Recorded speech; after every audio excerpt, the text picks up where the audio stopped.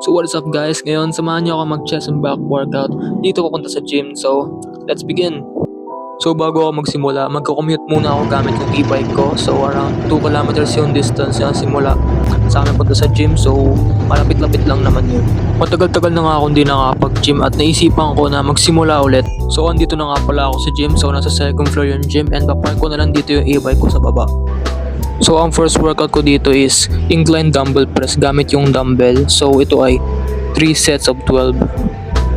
Ito naman di ko alam kung anong tawag sa exercise ito kasi machine yung ginagamit ko pero para siyang flat bench press. So 3 sets of 12 din.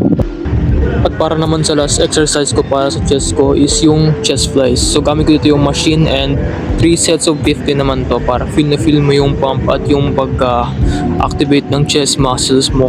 At para naman sa first workout ko sa back, ito ay lat pull down. So 3 sets of 12 din. Para sa sunod na exercise naman is yung back cable row. Hindi ko alam tawag dito pero para sa back to. Ito rin cable row pero di ko alam anong klaseng cable row to pero para sa back din to. At sobrang sarap talaga nito pag na-feel mo yung likod mo.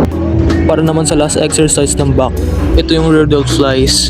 Para to sa likod ng shoulders o yung rear delts. Makikita mo to sa likod mo.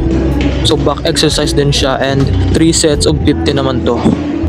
Kung na-enjoy mo yung video, salamat and follow for more contents like this. Thank you.